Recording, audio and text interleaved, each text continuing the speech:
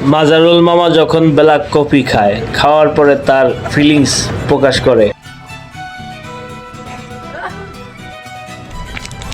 মাজারুলকে দেখাইছি এই বিয়ের কফির, কিন্তু ওরে খাওয়াবো এই কফি।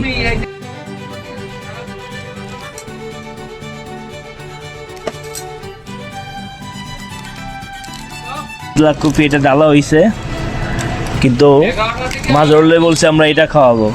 এখন এটা আর গোপনে এটা আমরা ডাইলে দিছি। মাজারুলকে বোঝানো হইতেছে আর কফি দেওয়া হইতেছে। এদিকে মাজারুল মামার সাথে একটু হাসি খুশি করে মাজারুল মামার একটু আনন্দ দেওয়া হচ্ছে, তারপরে হবে খেলা। তুমি কি খাও মাজারুল? কফি। বলো কি?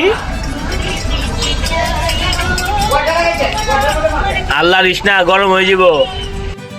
আমরা খেয়েছি মিক্স কফিটা, আর ওকে দেওয়া হয়েছে একদম ব্ল্যাক কফি, চিনি ছাড়া। ওই জন্য লাড়াতে নিতেছে।